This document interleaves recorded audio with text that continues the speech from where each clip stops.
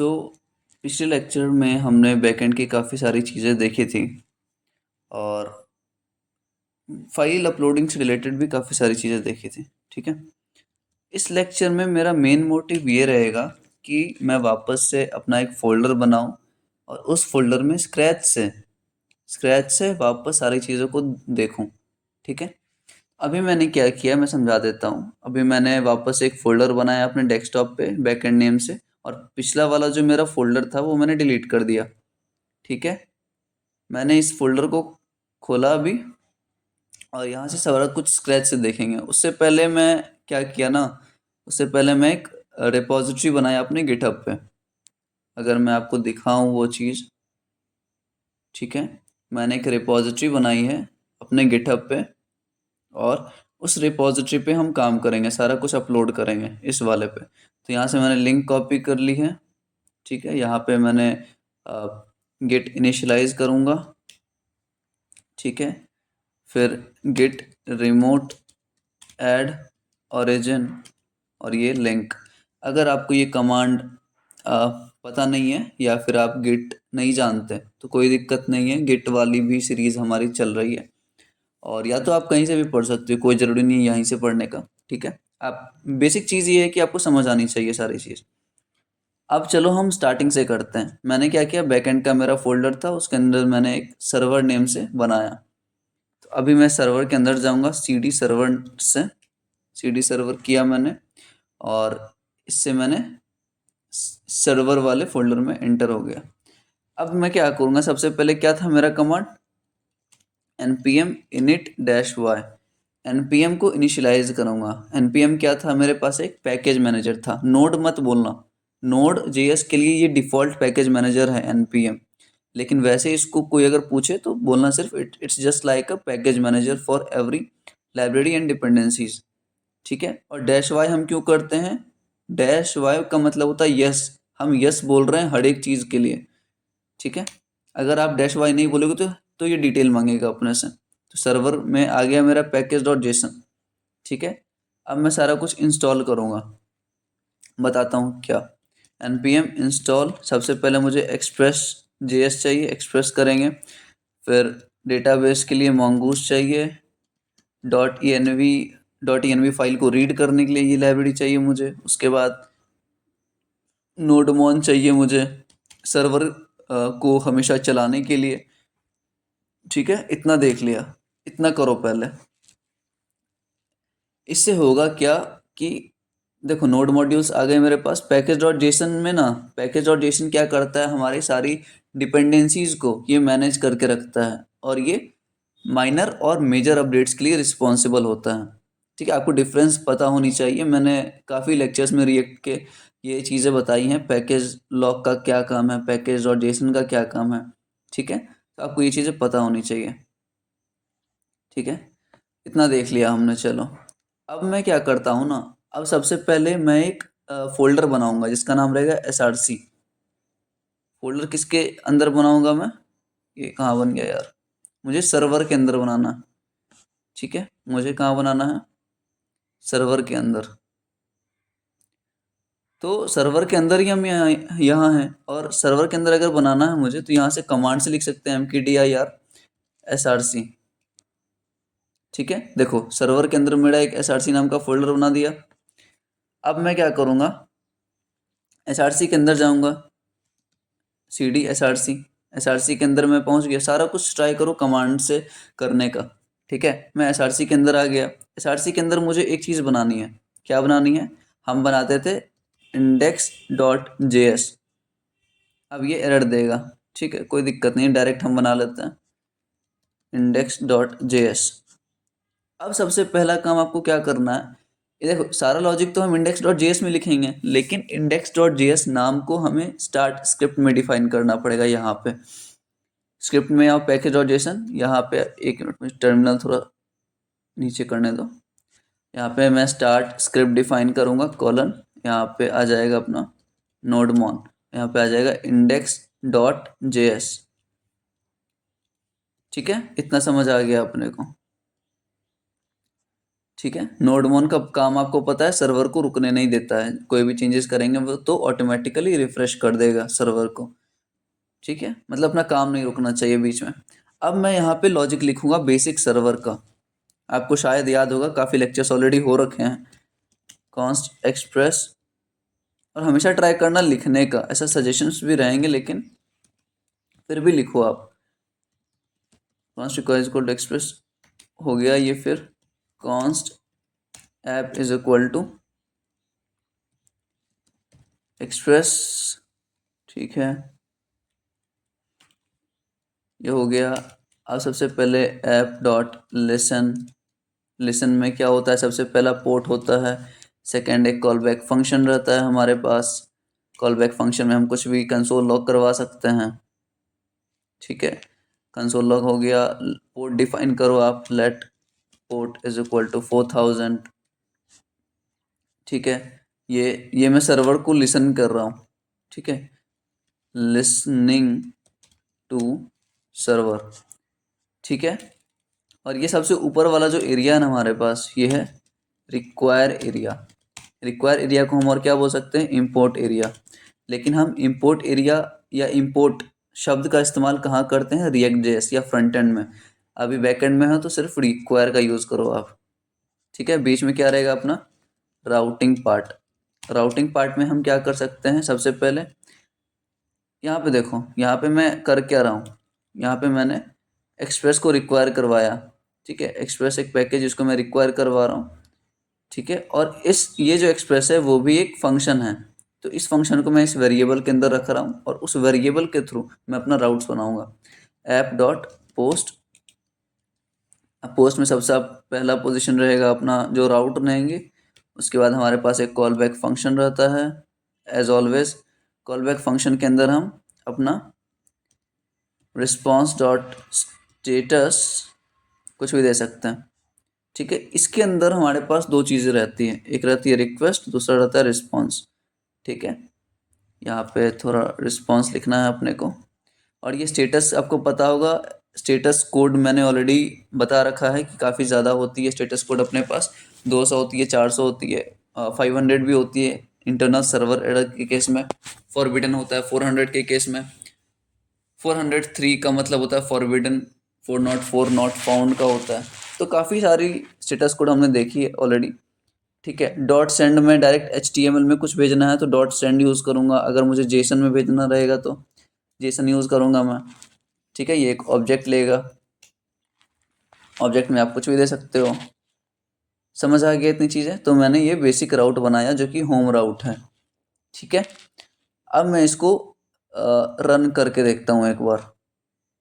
अब मैं इसको रन करूँगा npm स्टार्ट करके। होगा क्या, होगा क्या, नहीं, फेल कर गया। फेल क्यों किया मुझे नहीं पता, फेल क्यों किया, लेकिन मैं देखूंगा, चेकआउट करूंगा। पैकेज डॉट जेसन में जाओ। अब देखो इंडेक्स डॉट जेएस मेरा कहाँ है, रूट, रूट पे है क्या, इंडेक्स डॉट जेएस मेरा कहाँ पे है, रूट में तो नहीं दिख रहा मुझे। मैं क्या करूँगा ना, मैं करूँगा dot slash src slash index dot JS. अब चलेगा क्या मेरा terminal, let's see, let's check it out. चल रहा है मेरा सर्वर, नहीं चल रहा, नहीं चल रहा, कोई दिक्कत नहीं है, नहीं चल रहा तो हम पहले सर्वर करते हैं, dot slash server slash src। अब चल रहा है क्या, चल रहा है, नहीं चल रहा है। ठीक है, ओके, एक काम करते हैं अपन, एक काम करते हैं, ये हटाओ एक बार। Cannot find module index dot JS, src के सर्वर के अंदर src है। ओके, सर्वर के अंदर src है, उसके अंदर अपना इंडेक्स डॉट जेएस है। कोई ना, उसको हम करते हैं finalise dot slash server slash src slash index dot JS. इसमें और कुछ मिसिंग है क्या अपना, इतने में तो चल जाना चाहिए यार। ठीक है, तो ये प्रॉब्लम आ रही है मुझे। तो अभी के लिए क्या करते हैं ना, अभी के लिए हम ये index.js जो है इसको हम सर्वर में रखते हैं सिर्फ। देखो सर्वर में रखते ही इसको ये मिल गया, अपने को पता नहीं है क्या है दिक्कत इस चीज़ की, ठीक है, फिगर आउट करेंगे बाद में, ठीक है। तो index.js को जब मैं बाहर रखता हूँ तो मेरा सर्वर रन कर रहा है 4000 पे, ठीक है, इसमें ज़्यादा दिमाग नहीं लगाएंगे अपन, बाद में चेकआउट कर लेंगे। अब सबसे पहले पोस्टमैन खोलूंगा मैं, राउट चेक करवाऊंगा, ठीक है, न्यू HTTP रिक्वेस्ट। अब मेरा कहाँ पे चल रहा है, लोकल होस्ट 4000 पे चल रहा है, ठीक है, 4000 पे चल रहा है। अब मैं हिट करवाऊंगा, नहीं आया, दिक्कत क्या है, मैंने पोस्ट यूज़ किया है, पोस्ट मेथड यूज़ किया है, ठीक है, पोस्ट मेथड पे क्लिक करवाऊंगा, मेरा रिस्पांस आ रहा है वेलकम टू सर्वर, ठीक है, मतलब ये चल रहा है मेरा। अब मैंने क्या बोला था, मेरा इस लेक्चर का मेन मकसद ही यही था कि मैं सारा चीज़ मॉड्यूलर वे में शो करूँ आपको। तो मॉड्यूलर वे में सबसे पहले करने के लिए हम अपना फोल्डर स्ट्रक्चर देख लेते हैं। फोल्डर स्ट्रक्चर में क्या आएगा, सबसे पहला अपना आएगा, let me comment it out, सबसे पहला आ जाएगा अपना लेट्स से राउट्स, सेकंड आ जाएगा SRC जो मैंने कर रखा है, सर्वर, ठीक है,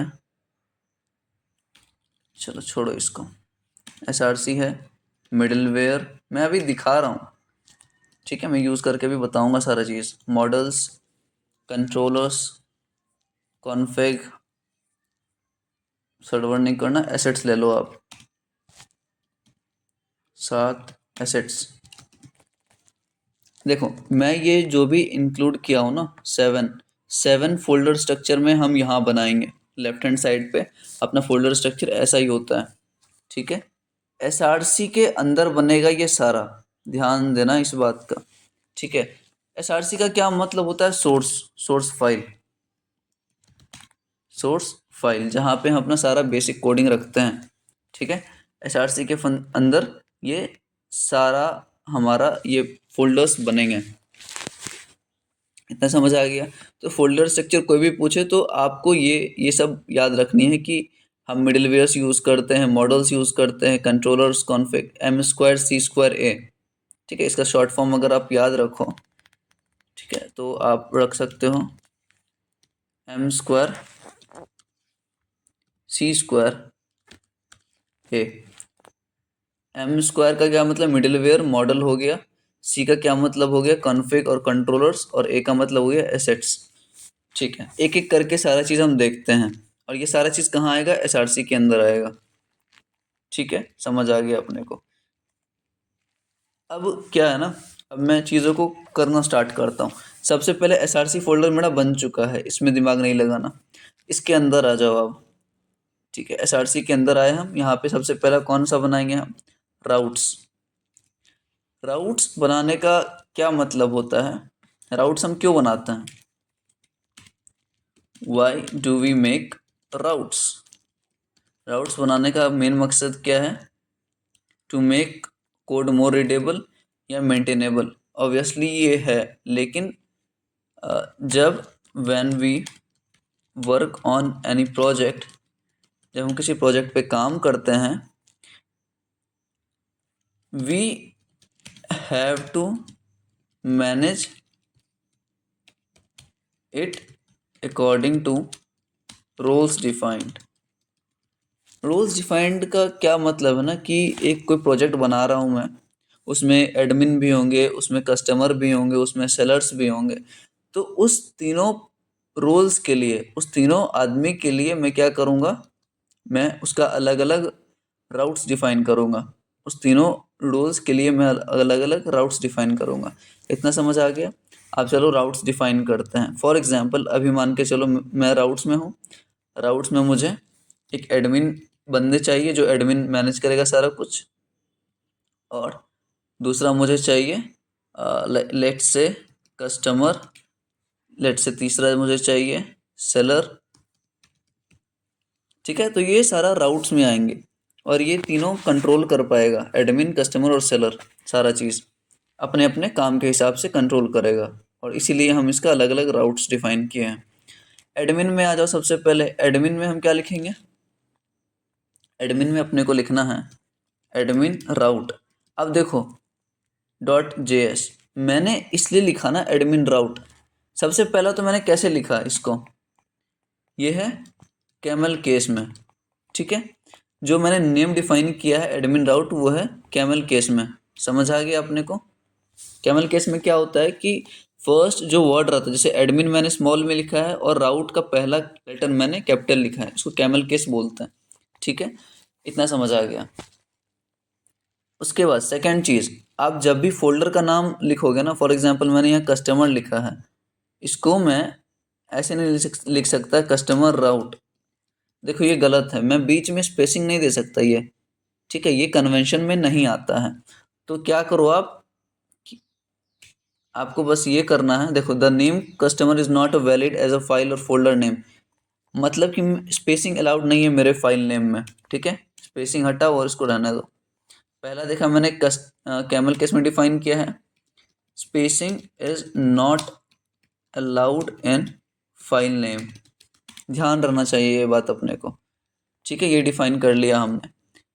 अब मेरा काम क्या है, सबसे पहले मैं कस्टमर राउट भी बना लेता हूँ, कस्टमर राउट .jsx भी लिख सकते हो और js भी लिख सकते हो, अपने को किसी में दिक्कत नहीं आने वाली, ठीक है, वो दोनों सेम ही है। इसमें भी मैं बना लेता हूँ सेलर राउट .js, तीनों बन गया मेरा, तीनों का राउट मैं बनाऊंगा अभी। लॉजिक लिखना बाकी है बस। फोल्डर स्ट्रक्चर तो मैं लिख चुका हूँ ऑलरेडी। सर्वर चल रहा है मेरा, बिल्कुल चल रहा है, कोई दिक्कत नहीं है, ठीक है। अब सबसे पहले फोल्डर बना लेते हैं और जो है और उसका फिर काम देखते हैं कि क्या काम है, ठीक, क्या काम हम कर सकते हैं। ये तीनों को हटाओ अभी के लिए, कस्टमर, सेलर और ये जो भी है। इंडेक्स वाले में आओ। अब मेरा कौन सा बच्चा है, एसआरसी के अंदर मैंने राउट्स बनाया है। अब एसआरसी के अंदर मैं और क्या बना सकता हूँ, याद है अपना राउट्स है, फिर कंट्रोलर्स है, कंट्रोलर्स बनाया मैंने एसआरसी के अंदर। फिर और क्या बना सकता हूँ, मॉडल्स बना लिया। उसके बाद मैं मिडिलवेयर्स बनाऊंगा। देखो अब मैं जब ये फोल्डर बना रहा हूँ ना, सबका अलग अलग आइकन है, तो अगर आइकन आपको देखना है और अच्छा लगता है आपको यूज़ करना, तो एक गिटहब आइकन होता है यहाँ पे, ठीक है। आइकन आप सर्च करोगे यहाँ पे एक्सटेंशन में, तो आपके पास आ जाएगा गिटहब आइकन्स करके कहीं पे, ठीक है। आप देख लेना, खोज लेना उस एक्सटेंशन को, गिटहब आइकन,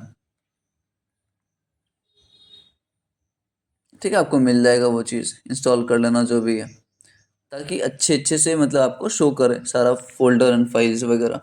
तो ये बेसिक स्ट्रक्चर है हमारा। कुछ छूटा भी है क्या, एसेट्स, चलो एसेट्स बनाते हैं एसआरसी में ही। सारा कुछ मैं एसआरसी के अंदर ही बनाऊंगा, और ऐसा इसलिए बना रहा हूँ क्योंकि ये मुझे देखने में अच्छा लगेगा, रीडेबिलिटी को इंक्रीज करेगा, मेंटेनेबिलिटी को अच्छा करेगा। एक चीज़ और मैंने नई डिफाइन किया है, उसका नाम है कॉन्फ़िग। सबका हम एक एक करके काम देखेंगे, ठीक है। सब में मतलब जो हम अभी तक लॉजिक कर रहे थे ना, कहाँ पे, index.js पे, ये सारा चीज़ जो मैंने पहले करके दिखाया था, वो वही सबको मैं इस सारे अलग अलग फोल्डर्स में रखूँगा, ठीक है। इतना समझ आ गया अपने को। अब मैं वापस से चीज़ों को थोड़ा डीप ले जाऊँगा। अब फोल्डर स्ट्रक्चर के को हम बात करेंगे थोड़ी देर बाद। सबसे पहले पोर्ट जो मैं यहाँ डिफाइन कर रहा हूँ हार्ड कोडेड, ये मुझे हार्ड कोडेड नहीं चाहिए, ये मुझे .env मैंने जो लाइब्रेरी करी थी इंस्टॉल, उसके थ्रू चाहिए। तो सबसे पहले हम अपने सर्वर पे देखो, रूट रूट रूट पे आओ, आप सर्वर पे आओ, यहाँ पे बनाओ एक फाइल, इसका नाम रहेगा .env, ठीक है। .env बनाया मैंने। वापस से रूट पे आओ, सर्वर पे आओ और बनाओ आप .gitignore, ठीक है। ये सारी चीज़ें आपको बनानी हैं जब भी आप फाइल पे काम करोगे, सारा चीज़ आप ध्यान से देखो, .env का क्या काम है, .gitignore का क्या काम है। समझ आ गया अपने को? चलो चलो आगे बढ़ते हैं अपन, इतना हो गया।